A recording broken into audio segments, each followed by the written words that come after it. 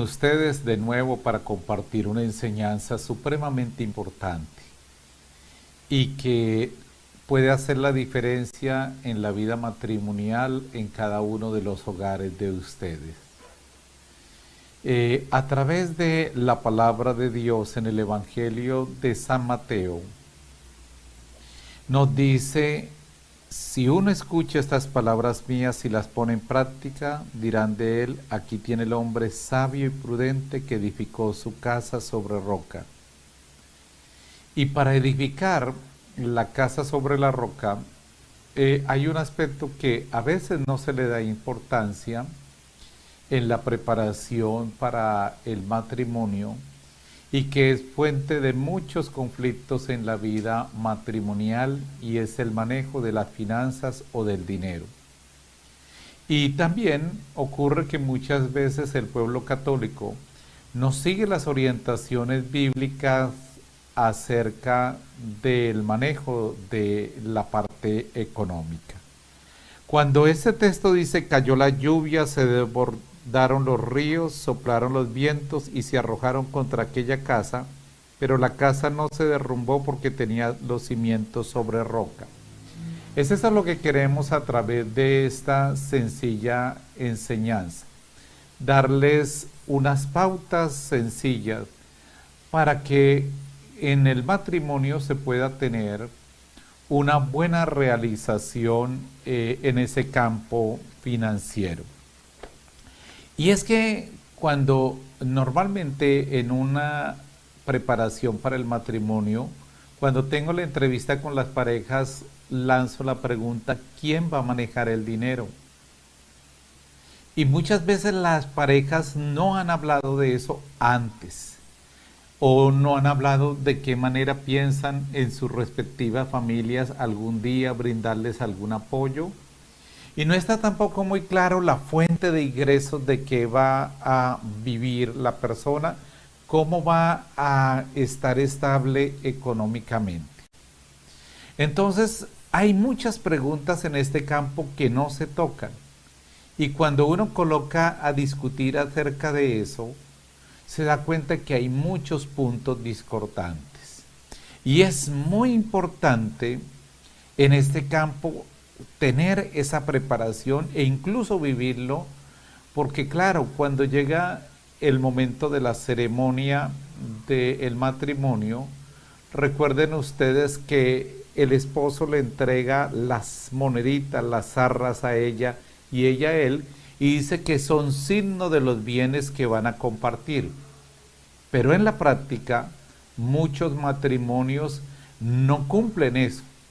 Se vuelve como una función económica: yo pago estas cosas, tú pagas estas, y ese preciso aspecto genera problemas. Entonces es muy importante tener en cuenta qué valores financieros trae cada uno de su casa, cuáles son los criterios que cada familia ha traído, porque el encuentro de una pareja es el encuentro de dos familias, de dos maneras de ver la vida, de orientarla, de impulsarla. Si estos aspectos no se tienen en cuenta, pues van a generar a la larga problemas, y es la fuente incluso de muchos divorcios. Entonces es importante tener en cuenta eso. En la palabra de Dios en Mateo capítulo 6, 33 dice: busca primero el reino de Dios y su justicia, y todo lo demás se le dará por añadidura. Y es importante tener en cuenta que para Dios lo más importante es lo que nosotros somos, nuestro valor interior. De hecho, Él en cada uno de nosotros ha depositado una cantidad de talentos, cualidades, que son la riqueza más importante. Algunos estudiosos llegan a afirmar que una persona puede tener alrededor de 3.500 talentos. Entonces esto exige de nosotros primero, interiormente, tener un conocimiento profundo de nosotros. ¿Cuáles son mis habilidades, mis talentos? ¿Para qué soy bueno? ¿De qué manera me puedo desarrollar?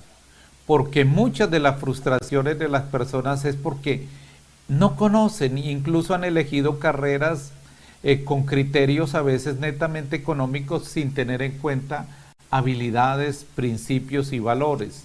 Y esto es fundamental para el desarrollo de la vida de pareja. Al buen Dios no le interesa el tener, tanto así que él dice, ¿de qué le vale al hombre ganar el mundo entero si pierde su alma? Dios no se muestra como un enemigo del dinero. De hecho, en el libro de Ageo, en el capítulo 2, versículo 8, dice, mío es el oro y la plata. Es decir, Él es la fuente de toda bendición en la tierra. Todo don viene de Él. Entonces, en las Sagradas Escrituras no se juzga el tener bienes. Se juzga es el usar mal esos bienes. Por eso es que Jesús nos enseña la libertad interior frente a las cosas. Y en esto nos ayuda de una manera muy importante el tener en cuenta eso. Es decir, usar de las cosas con libertad.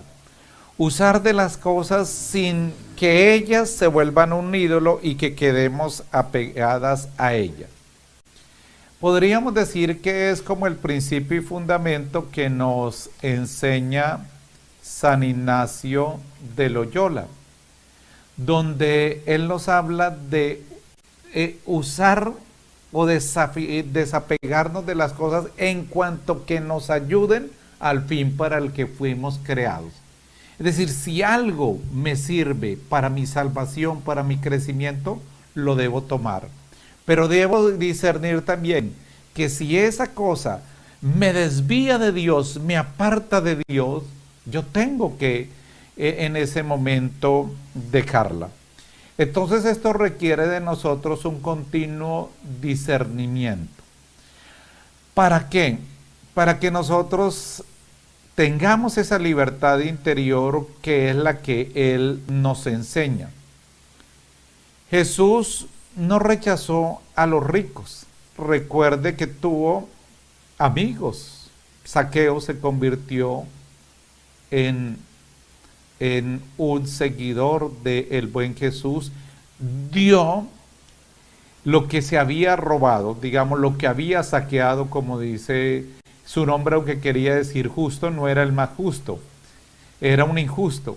Pero él descubrió con Jesús esa libertad y descubrió el valor de la justicia. Y descubrió que las riquezas hay que disfrutarlas, pero de una manera sana, practicando la solidaridad, practicando la justicia y sabiendo que el único fin debe ser glorificar a Dios. Entonces Jesús no rechaza a los ricos. José de Arimatea también fue uno de sus seguidores, un hombre adinerado. Y en Lucas capítulo 8, versículo 3 dice que Juana y Susana le ayudaban con sus bienes. Muchos biblistas afirman también de eso de Santa María Magdalena, que era una mujer que poseía dinero. Cuando uno analiza los seguidores de Jesús, eran personas que en términos de hoy eran una clase media, eran trabajadores, tenía su embarcación Pedro. Entonces, cuando la palabra de Dios dice que dejaron las redes y después aparece que Jesús se subió a la barca de Pedro, ese término quiere decir que dejaron esos bienes al servicio de Dios. Y eso debe ser cada cosa que nosotros poseamos. Debe estar siempre al beneficio de todo lo que es Dios y de todo lo que es la relación de familia y de pareja. Entonces, Jesús condena la avaricia, la codicia, todo el darle el primer lugar a lo económico.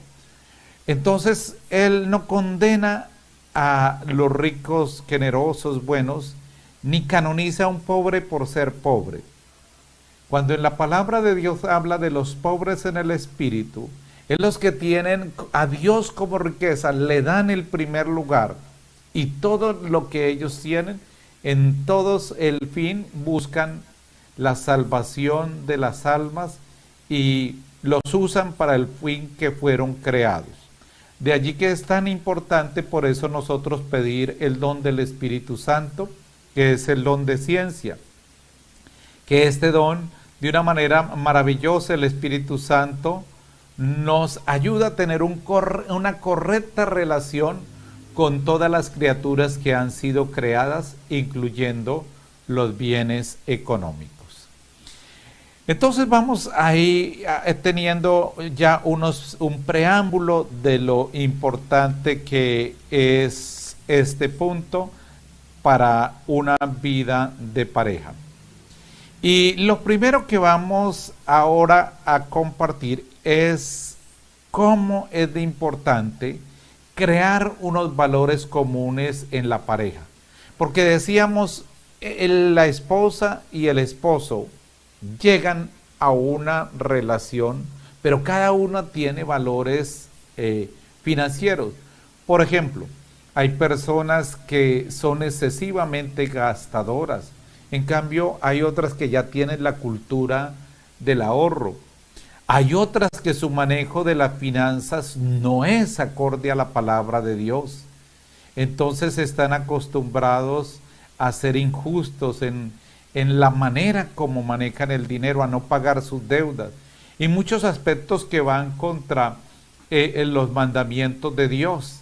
Entonces hay que crear unos valores comunes para ese manejo de las finanzas. Desafortunadamente, muchas personas comienzan su relación de pareja muy mal, con unas grandes deudas porque sacan préstamos para la ceremonia, para la fiesta de la boda. No hay que preocuparse por esos gastos excesivos. Es que el valor más grande es el encuentro de esas dos personas que se aman. Lo más importante es la celebración del sacramento. No es el club que van a alquilar, la orquesta que les va a animar, los alimentos que van a dar, el excesivo gasto en lujos. No, eso es lo menos importante. Pero la sociedad comercial ha vendido como si fuera importante la ceremonia de fiesta de ese día, pero hay que recordar que ese día se celebra el sacramento, pero hay que preparar cómo vivir esa vida de pareja. Ahí debe estar centrada la importancia. ¿Cómo voy a vivir mi vida matrimonial? ¿Cómo la voy a proyectar? Entonces la voy a comenzar a proyectar con un endeudamiento. Muchas personas desde el mismo momento en que se van a casar ya traen deudas, y la más común es a veces las deudas de préstamos universitarios. Es importante por eso hacer un proceso de crear un presupuesto. Esto fortalece la confianza en la relación de pareja. Esto fortalece la unión de la pareja. Eso ya ha sido investigado y ha sido visto como cuando el dinero se coloca en común, crece la confianza, crece el amor, crece la donación y por supuesto crece también el sacrificio. Porque una vez que una persona se casa, los bienes son en común y todos están mirando hacia un mismo propósito. Entonces, la fidelidad en lo económico es muy importante, porque hay personas que no son fieles en ese manejo del dinero y tarde o temprano va a generar problemas para la vida familiar. Entonces, qué urgente poder tener en cuenta eso. Crear un presupuesto, colocar las cosas en común. Y esto lo pide la misma Sagradas Escrituras. Puede ser un lenguaje propio de la época, pero que nos dice mucho para nosotros. En el libro de los Proverbios, En el capítulo 27, versículo 23 y 24, la palabra de Dios nos dice: mantente al tanto de tus ovejas, preocúpate por tus rebaños, pues riquezas ni coronas duran eternamente. Es decir, por grande que haya un capital, no dura eternamente si no se crea un presupuesto, si no se le da unos valores al manejo del dinero. Indiscutiblemente va a llegar un momento en que puede venir la ruina económica. Por eso es importante que cuando se hace un presupuesto, la pareja pueda controlar cómo, cuándo y cuánto gastar. Puede parecer difícil esto, porque muchas personas no han tenido esa disciplina financiera, y más en nuestros países latinoamericanos no nos dan una cultura del manejo de las finanzas.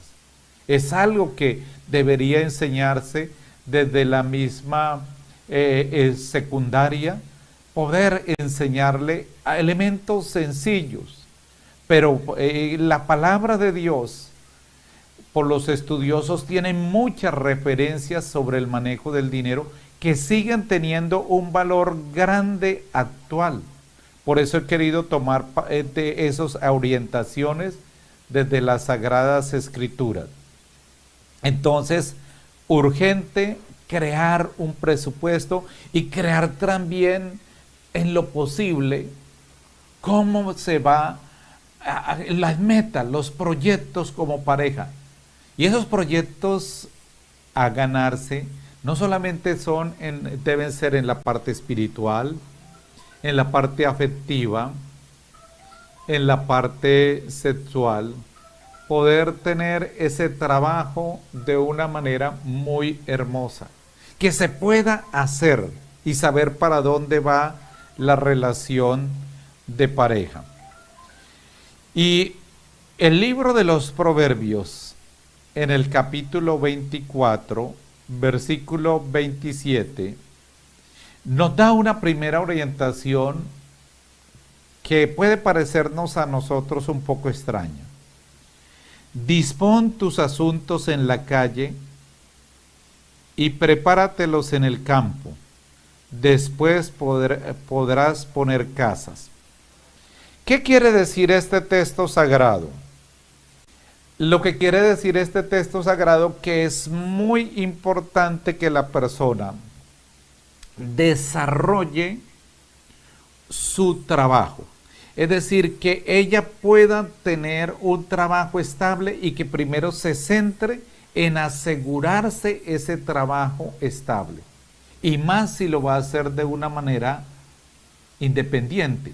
Porque una vez que tiene ese trabajo estable o ha creado esa pequeña empresa, la ha investigado, esa empresa le va a permitir tener los recursos para poder después tener una vivienda. Y no como muchas veces ocurre en nuestros pueblos, que pues todos deseamos no tener arriendo, no pagar arriendo la pareja.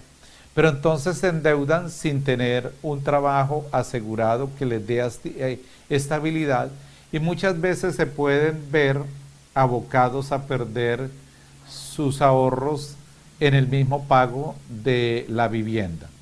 Por eso es muy importante entonces aquí tener claro, poder asegurarse un trabajo estable, que le pueda ser de bendición para todas esas áreas, y después tener la casa.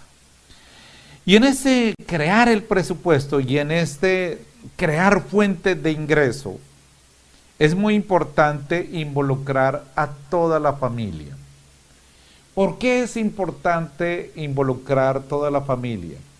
Porque en la medida en que los hijos van creciendo, es importante que ellos puedan aportar lo que ellos puedan.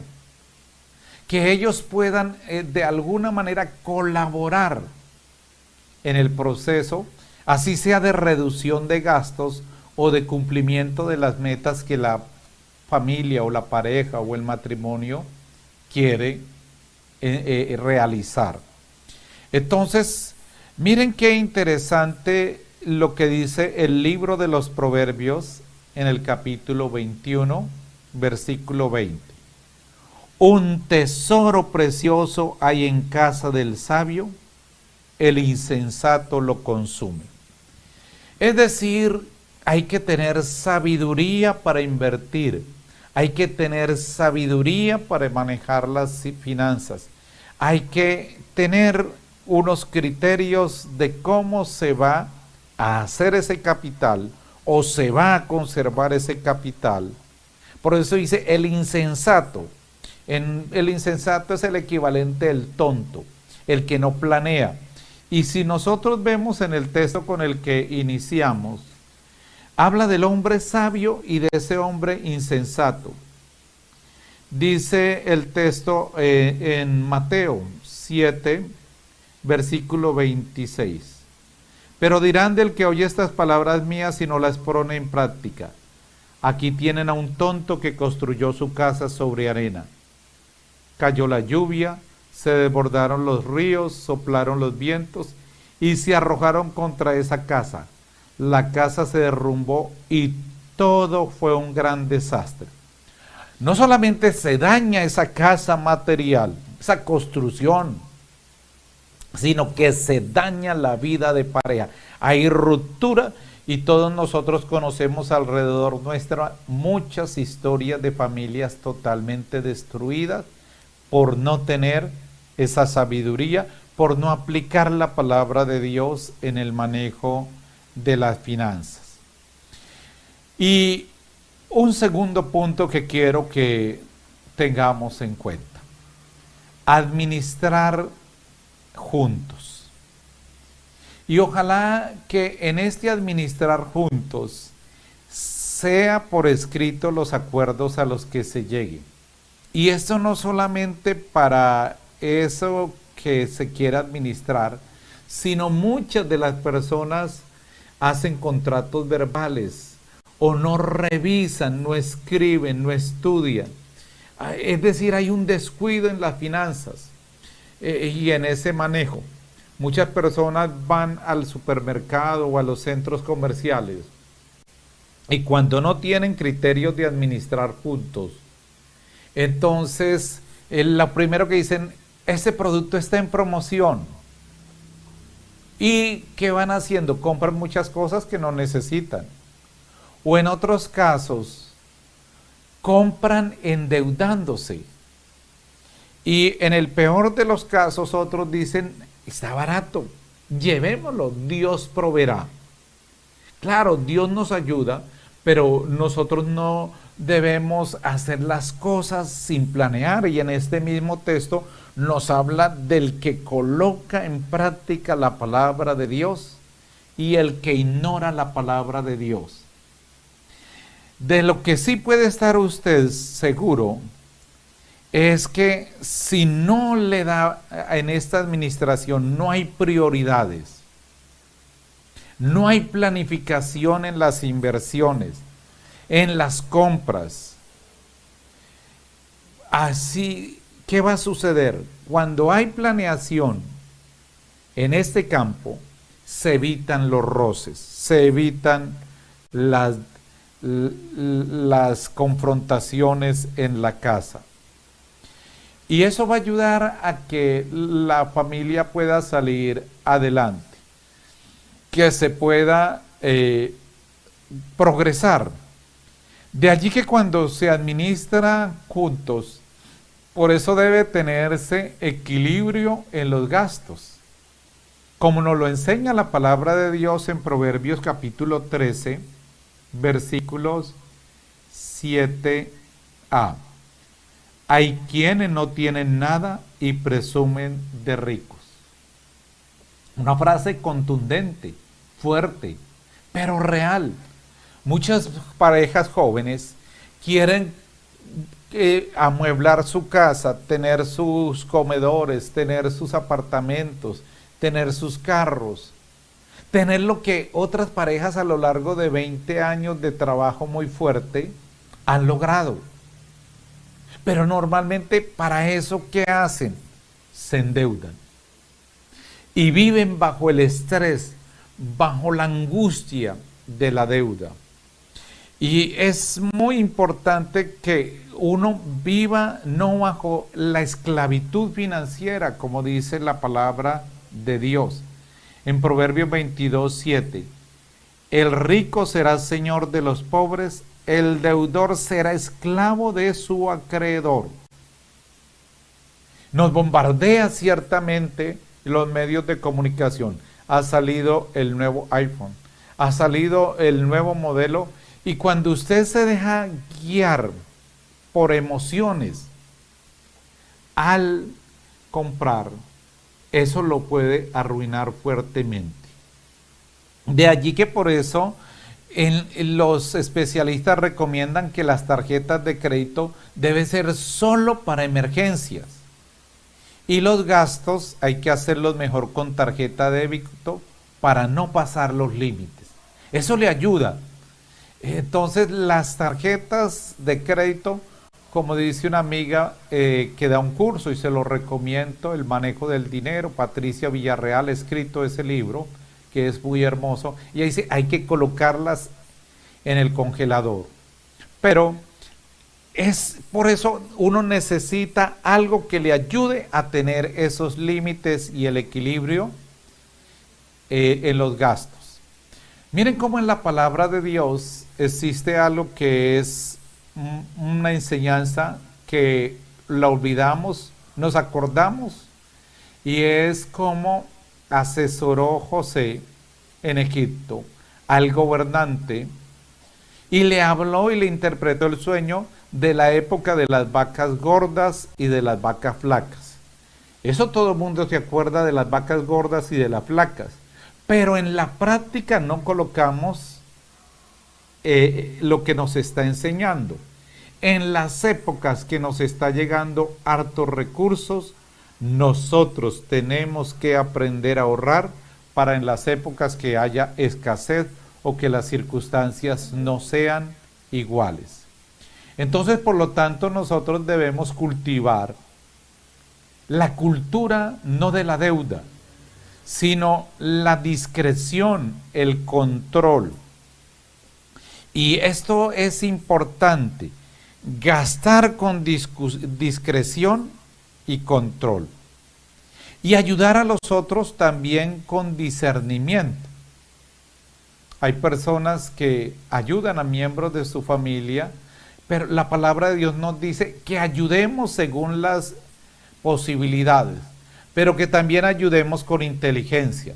Ayudar con inteligencia quiere decir que ayudemos de una manera que el otro se ayude, que el otro progrese.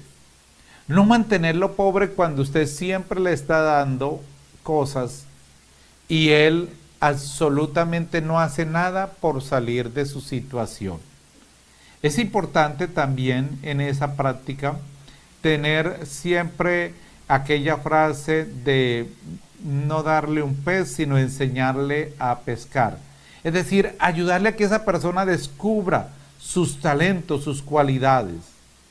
Que pueda la persona tener en cuenta lo que nos dice la parábola de las minas o también de los talentos, de aquel que le dieron los talentos y lo escondió. Y no solamente lo escondió, no hizo absolutamente nada ni lo colocó en el banco, sino que comenzó fue a quejarse. Hay personas que su vida es una continua queja. Nosotros tenemos que ayudarle a las personas a que busquen soluciones. No de qué manera te puedo ayudar, qué proyectas, que nosotros podamos tener eso muy en cuenta. Y eso nos sirve también a todos nosotros, como en nuestras parroquias a veces se encuentra uno que se reparte el mercado. Claro, hay gente que por salud, porque ya están ancianos, hay que darles su limosna, su apoyo. Pero cuando hay la posibilidad de generar a quien ayudamos, de que esa persona se pueda ayudar, es importante hacerlo. Y lo que sí es importante es no descuidar el cuidado por los nuestros. En nuestros países hay mucha hogar donde la pareja se ha divorciado y uno es el que corre con todos los gastos de los hijos, de la educación. Y esto es grave bíblicamente, cuando uno no responde por su generación, por su prole. En 1 Timoteo 5:8 dice, si uno no cuida de los suyos, especialmente de los que viven en su casa, ha renegado de la fe y es peor que un incrédulo. No podemos olvidar a nuestros padres. En el libro del Eclesiástico, en el capítulo 3, es maravillosa las bendiciones que hay para honrar a padre y madre y asistirlos. Y esa asistencia no necesariamente es dinero, porque uno puede dar tiempo y muchos otros aspectos. Pero es importante nunca dejar de honrar a padre y madre, y es un aspecto que lo debe tener la pareja. ¿De qué manera van a ayudar a sus miembros, a otras personas? Y cómo hacerlo con discernimiento, con sabiduría. Un tercer punto, planear.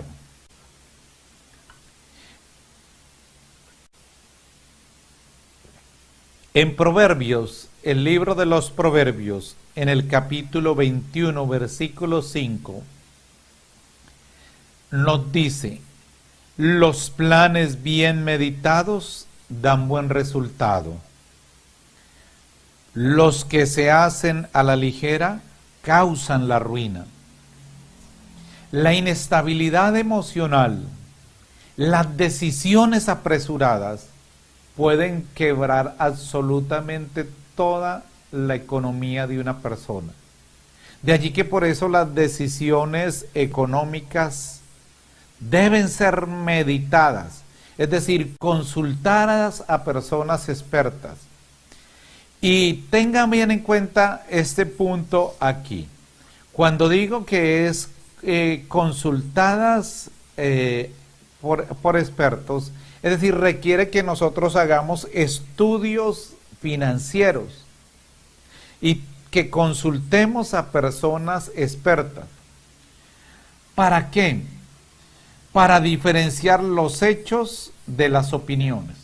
Hicieron una encuesta en nuestro país y se dieron cuenta que en los noticieros y en lo que las personas leen, un alto porcentaje, es decir, de 10 personas, solo 2 tenían claro que era una opinión y era un hecho. Entonces, ¿qué significa esto que estoy diciendo? Que muchas personas cuando toman decisiones las toman por la opinión del otro. Y el que da consejos financieros no pierde, porque el que va a correr el riesgo, el que va a meterse en la deuda es quien lo va a asumir.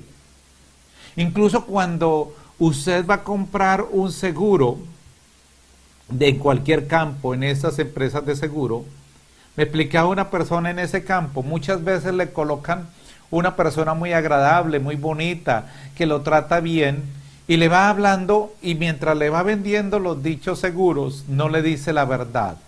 Incluso hace lo posible que usted no piense. Y entonces lo importante para ellos es que usted firme. Lo mismo ocurre en muchas entidades bancarias. Es necesario leer la letra menuda, es necesario tomarse tiempo, hacer ayuno y oración, pero que sea bien meditado ese plan. Dice, los planes bien meditados dan buen resultado, los que se hacen a la ligera causan la ruina. Y en este discernimiento es muy importante que uno también tenga claro entre lo que quiero y lo que puedo. Todos nosotros nos gustaría tener el carro último modelo, el con mayor tecnología, el que nos dé mayor rango social. Pero pregúntese usted, Eso es lo que quiero, pero ¿qué es lo que puedo? Mis finanzas, ¿hasta dónde dan? Las finanzas del hogar, ¿hacia dónde dan? Hay muchas personas que no planean ningún tipo de ahorro para la educación de sus hijos, que viven al día al día. Si les llegó harto dinero, más gastan. Si no les llegó, yo he conocido personas que han trabajado en empresas petroleras con hartos recursos y de un momento a otro pierden su dinero y comienzan a acabar con todo lo que habían conseguido, porque aunque están desempleados, no bajan el nivel de vida que tienen. Entonces, esto del discernimiento financiero, el planear, es una cosa que requiere seriedad y requiere tiempo y requiere oración y consulta con los expertos. Y es muy importante tener en cuenta que el único recurso que no podemos nosotros recuperar es el recurso del tiempo.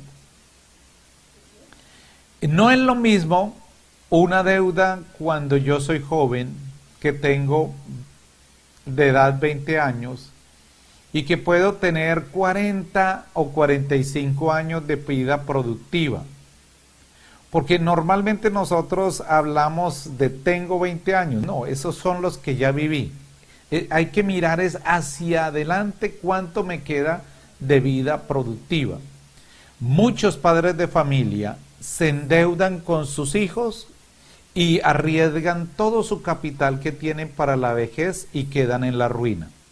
Yo a muchos de ellos le digo, mira, procura ayudarlos sin que te veas afectado, porque si no los dos pueden ir a una bancarrota.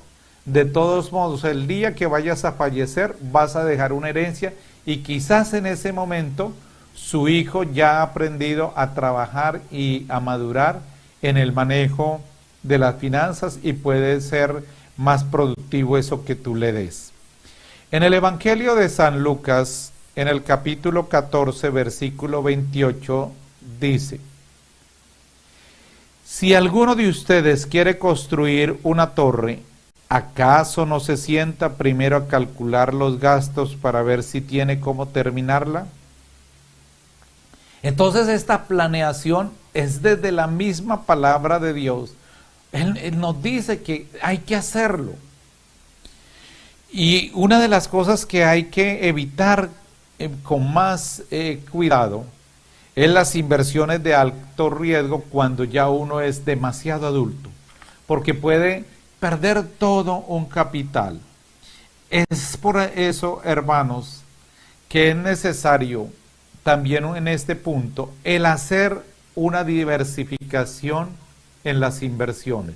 No se puede meter todo en un mismo, como en un mismo campo.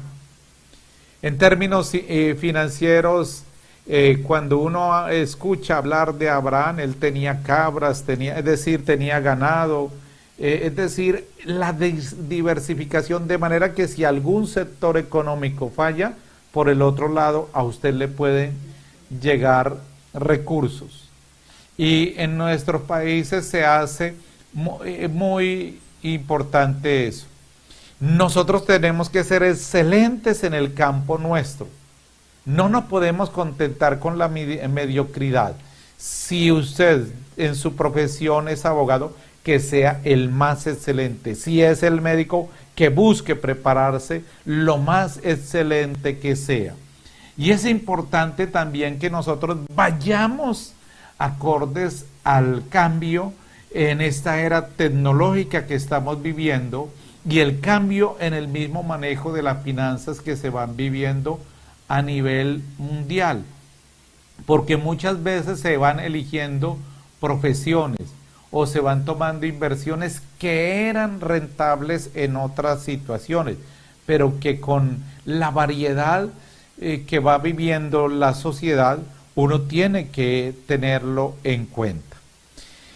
Y vamos a ver un texto de la palabra de Dios importante también para nuestro campo que estamos meditando. Y es, hermanos, de la carta a los tesalonicenses que nos va a ayudar mucho en nuestra vida diaria. Es en el capítulo, Primera Tesalonicenses, capítulo 4, versículos 11 y 12.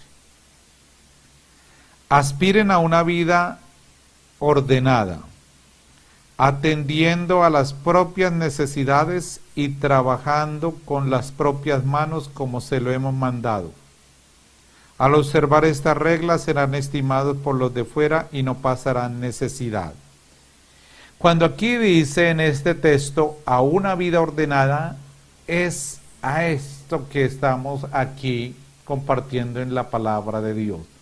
Una vida sencilla, una vida que nos lleve a vivir con calidad de vida, o como dice ese bello eslogan, vivir mejor con menos.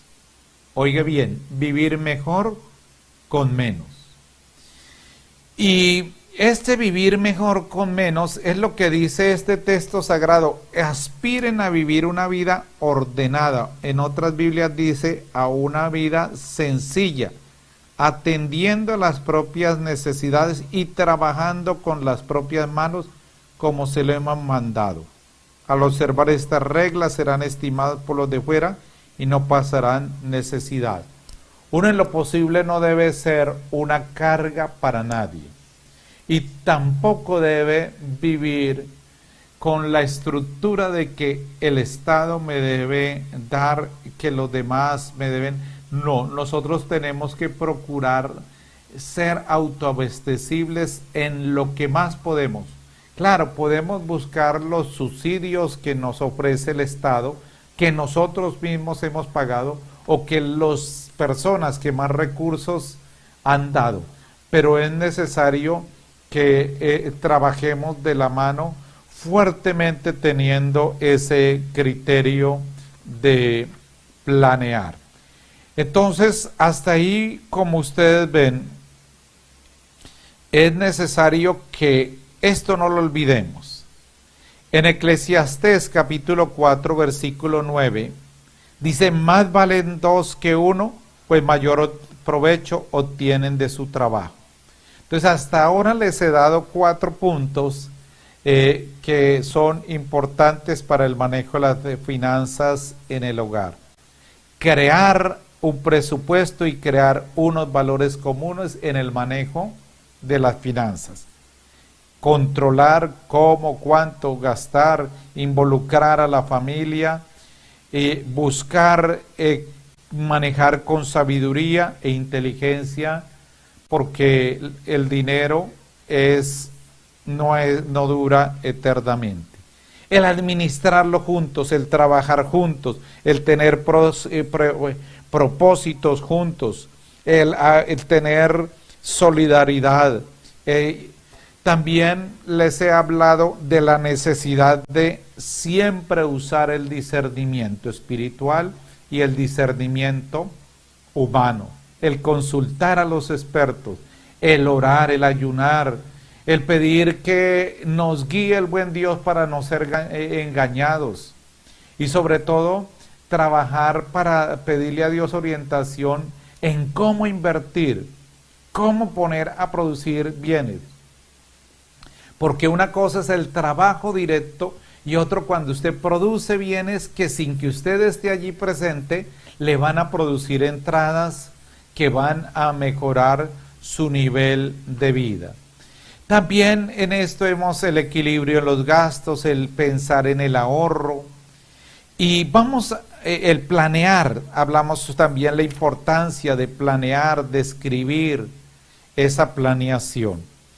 Y ahora nos vamos a centrar en un aspecto que es también muy importante. El orar. Vamos a usar un texto sagrado que está en el libro del Deuteronomio y que nos va a dar una claridad muy grande a todos nosotros. Deuteronomio 8, versículos 18. Más bien acuérdate de Yahvé tu Dios, que te dio fuerzas para conseguir este bienestar, cumpliendo así la alianza que bajo juramento prometió a tus padres, como en este día sucede.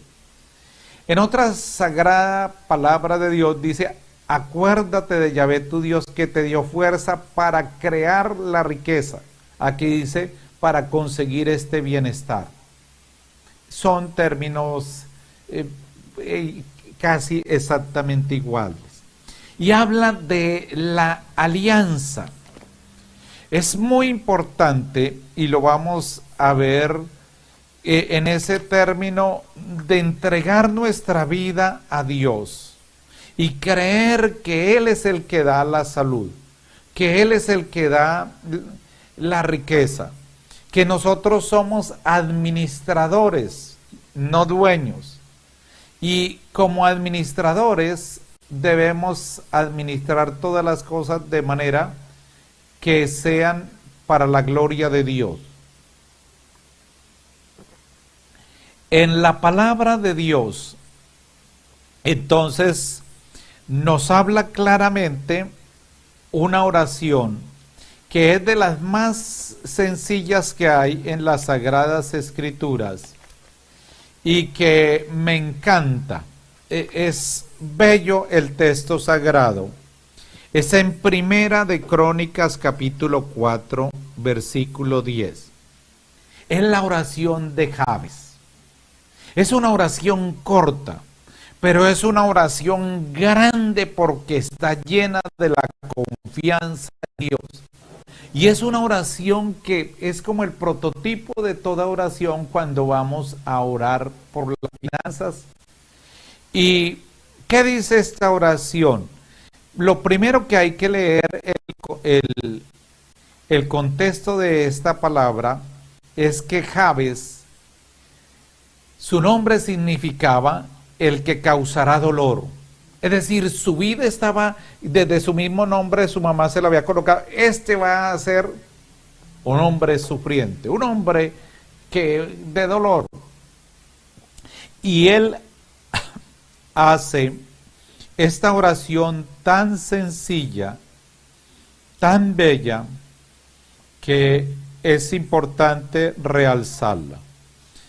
¿Qué dice él? Si de veras me bendices. Esta frase es hermosa, si de veras me bendice. ¿Qué es bendecir? La palabra bendecir, veraka, quiere decir pedir la presencia de Dios sobre algo o sobre alguien. Y en las Sagradas Escrituras, la bendición de Dios trae paz, trae salud, trae prosperidad, trae bienestar, trae alegría. Entonces note aquí que cuando Dios bendice no está hablando solo en el campo financiero. Una persona auténticamente próspera es una persona que goza de amistad con Dios, ama a Dios, lo coloca en el primer lugar, que Él lo dice: busquen primero el reino de Dios y todo lo demás se le dará por añadidura. Es decir, Dios lo va a estar asistiendo y no va a morir de hambre, no va a morir abandonado. Entonces, importante tener en cuenta este aspecto.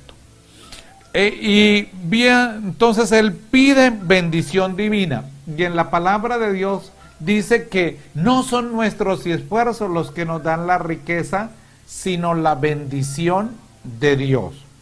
Entonces, qué bello que podamos tener en cuenta eso a lo largo de nuestra vida. Después dice: se ensanchará mis términos. En otras Biblias aparece: se ensanchará mi territorio. Si nosotros tomamos estos dos términos bíblicos, nos ayudan mucho a una comprensión del texto. Si se ensanchará mi territorio, si lo tomamos así, quiere decir que se abrirán puertas. Es decir, que no vamos a quedar reducidos a que siempre hemos hecho lo mismo, siempre se ha hecho así, toda la vida ha ocurrido lo mismo, no, sino que uno se abre a nuevas expectativas y a nuevos campos. No se queda ahí en una sola cosa. Y también un aspecto importante que es bueno tenerlo en cuenta, cuando dice se ensanchará mis términos, es su manera de pensar. Cuando aquí habla de mis términos, es su manera de ver las cosas. ¿Qué vemos en Jabes?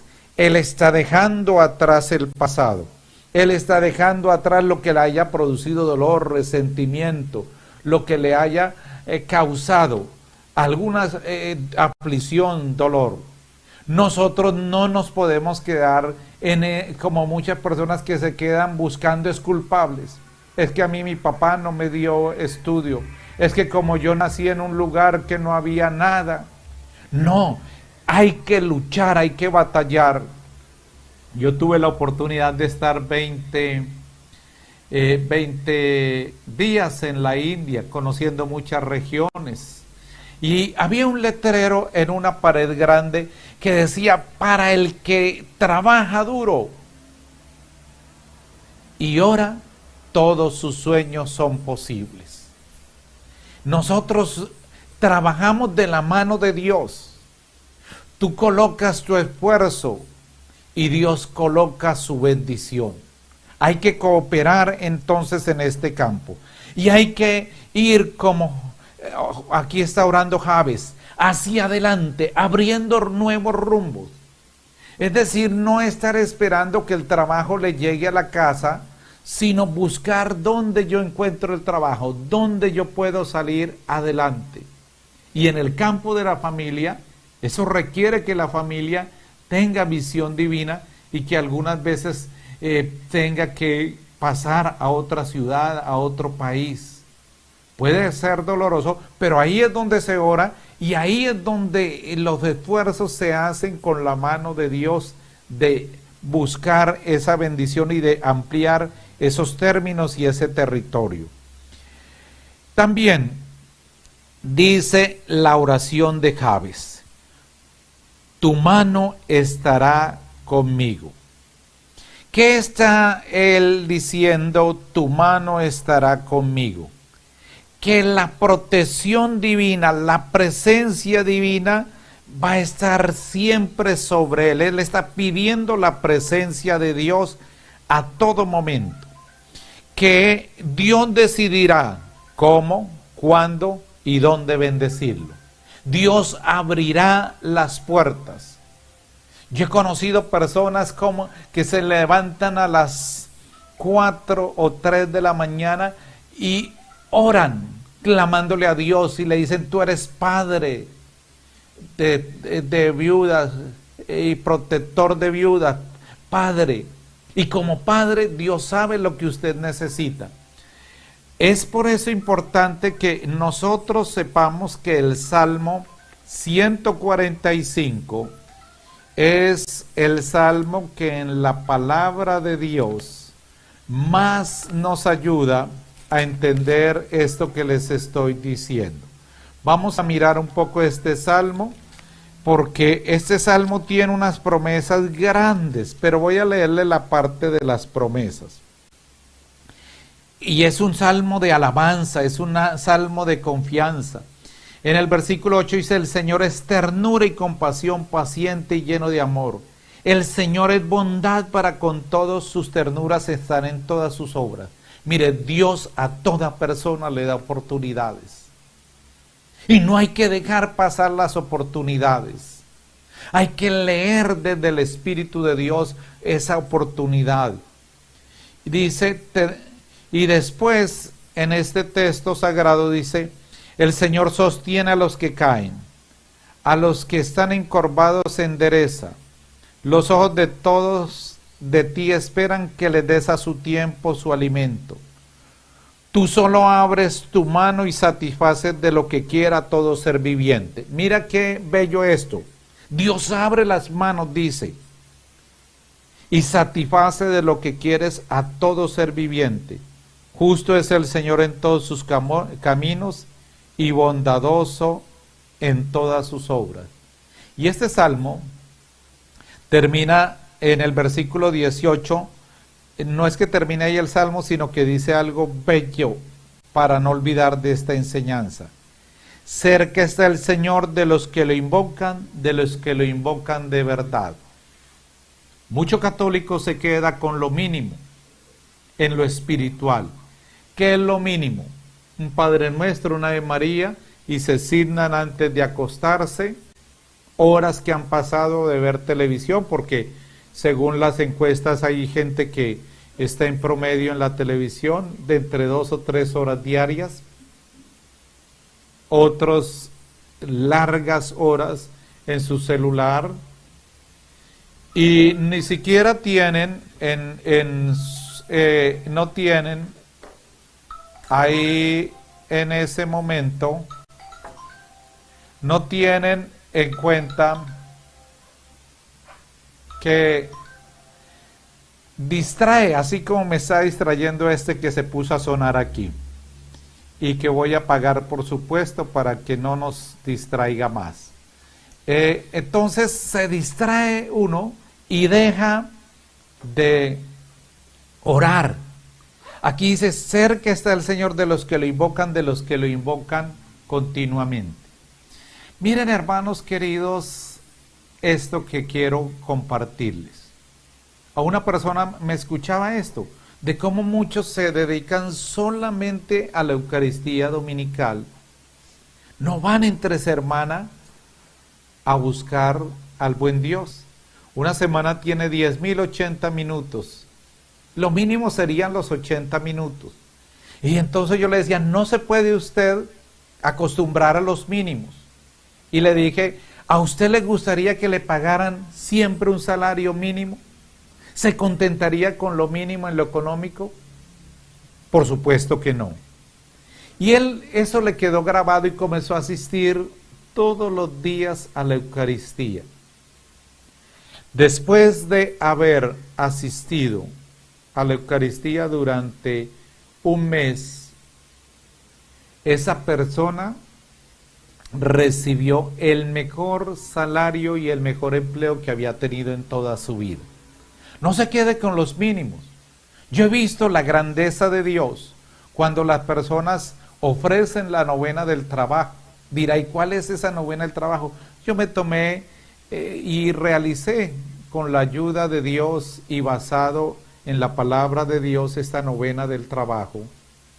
Y es una novena un poco extensa en textos bíblicos. Y alguna persona una vez me decía, uy, pero esa novena es muy larga. No, es muy larga. Entonces yo le dije, bueno, pues se supone que usted está desempleado, al menos haga el trabajo de orar, si quiere recibir bendición. Tenga en cuenta esto, el Señor está cerca de los que le invocan, de todos los que le invocan de verdad. Entonces aquí, mire, dice, tu mano estará conmigo. Y después tiene otra súplica que es importante. Dice, y alejarás el mal para que no padezca aflicción. Está pidiendo que lo libre del mal. ¿Y por qué? Porque el pecado priva de bendiciones. Y porque uno puede caer en la presunción y en el mal manejo de las finanzas. Que vuelvo y le digo que es lo que habla San Ignacio de Loyola de hacer discernimiento, o la santa indiferencia, o el principio y fundamento. Mirar las cosas con la objetividad que se requiere, tanto cuanto me lleven al fin, o dejarlas según sea la funcionalidad para el fin que fue creado. En palabras sencillitas, integrarlas hacia Dios. Esto me ayuda a la salvación, y esto también, este trabajo que voy a hacer, ayuda al bienestar de la familia, o al contrario me dedico a trabajar excesivamente o realizo trabajos que pueden poner en peligro la unidad de la familia, porque hay algunos que piensan que la única manera de conseguir recursos es trabajar con exceso, Y el Salmo 127, versículo 2 dice, es bello, si el Señor no construye la casa, en vano se cansan los albañiles. Es inútil que madruguen, que velen hasta muy tarde. Dios da el pan a sus hijos mientras duermen. Entonces es tener esa unión con Dios y pedir, oiga bien, que Él nos libre del mal. Por eso, para un progreso económico es importante vivir en armonía en el hogar, vivir con una conversión, con un acercamiento a Dios. Muchas personas, por eso, después de que preparan y con un serio arrepentimiento hacen una excelente confesión y oran al buen Dios, que se abre de nuevo las puertas, porque ellos las han podido cerrar, incluso por confiar en todos estos hechiceros, todos estos ocultistas que hoy usan nombres nuevos, parapsicólogos, bueno, una cantidad de términos incluso hasta extraños, y se meten en la nueva era pensando que de allí va a venir la prosperidad, colocando cuarzos, piedras, cosas. Todo esto es una ofensa al poder de Dios, a la presencia de Dios, el que es el dueño del oro y la plata. Entonces, esta oración, aquí Él está pidiendo que lo libre del mal, para no caer en la presunción, en el orgullo, para poder este principio de mirar las cosas con objetividad, con el discernimiento que da el don de ciencia. Y dice el texto sagrado, y para que no padezca aflicción. Entonces, y dice después la palabra de Dios que todo esto se le concedió a Jabes. Corta la oración, pero con una eficacia tan grande que yo los invito a que la tenga, hermano, usted en cuenta. Y tenga en cuenta un punto final para la eficacia de la oración. Quiero que miremos dos punticos finales que quiero, porque este campo es muy amplio, y pues ya en otras oportunidades he grabado otra enseñanza que se llama Sanación de las Finanzas, que es una orientación bíblica de cómo salir de deudas desde la palabra de Dios un poco. Vamos a mirar en este libro de los Proverbios, en el capítulo 3, versículos 27 y 28, un punto que es importante tenerlo en cuenta. No niegues un favor al que te lo pide, si tienes cómo hacerlo. Si puedes hacerlo, no digas a tu prójimo, anda, vuelve mañana y te lo daré. Hay dos enseñanzas en este texto sagrado.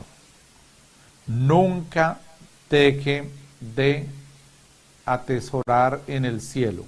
Nunca deje de hacer obras de caridad. Nosotros debemos ahorrar, pero no atesorar en el sentido de llenar las cuentas bancarias sin saber para quién. Así como nosotros recibimos bendición de Dios, es para bendecir a los otros, para servir a los otros, para que, como decía ese principio y fundamento, que las cosas para el fin que fueron creadas, y es decir, para mi salvación, para bendición de los otros, para el servicio de toda la humanidad. Y dice después, si puedes hacerlo ahora, no digas a tu prójimo, anda, vuelve mañana y te lo daré. Entonces, también en esto, ¿qué está diciendo el texto sagrado? Que si usted tiene deudas, usted debe pagarlas. No haga lo que muchas personas dicen, no, como no me volví a cobrar. El hecho de que no le cobren no quiere decir que usted no tenga la deuda. Uno por derecha tiene que ser justo, y lo que ha sido prestado hay que devolverlo, poco o mucho, porque a veces nosotros colocamos eso, no es tanto, me prestaron alguna cosa y bueno, como no es tan costosa, yo me quedo con ella. Es ahí donde uno debe respetar a los acreedores, debe pagar sus deudas. Y finalmente, un punto que quiero que lo tengan en cuenta. Uno debe contratar a empleados por las cualidades que tiene, no por caridad. Graves en esto. Contratar si la persona es idónea para el trabajo que va a realizar, no por caridad. ¿Por qué quiero decirle esto? La caridad, en lo posible, uno tiene que diferenciarla y tener claro eso. Hay personas que se colocan en cargos y que no lo realizan bien y perjudican. Y eso lo digo también en el campo religioso. A veces se eligen las personas por hacer obras de caridad, pero esas personas no cumplen bien la función porque no están preparadas para eso. Nosotros debemos buscarle cualquier medio donde ella pueda desarrollar bien ese aspecto y tenerlo en cuenta. ¿Por qué? Porque muchos actos de caridad, sin hacer discernimiento y sin ser idónea la persona, resulta perjudicada la familia. Queridos hermanos, hemos finalizado nuestra enseñanza. Espero que les ayude en su edificación del hogar y que la presencia santa de Dios los acompañe. Vamos a finalizar con una oración. Dios de bondad, Dios de misericordia, te damos gracias porque tú, a través de tu palabra, de muchas maneras y con muchos textos bíblicos nos orientas para manejar las finanzas en nuestro hogar. Te damos gracias por estos puntos que tú nos colocas, que sean de orientación para nuestra vida, para nuestro hogar y nuestra familia. Ayúdanos, Dios del cielo y de la tierra, a con sabiduría realizar tu obra en nosotros y en nuestro hogar. Bendice nuestras vidas y nuestras familias, en nombre del Padre, del Hijo y del Espíritu Santo. Amén. Dios los bendiga.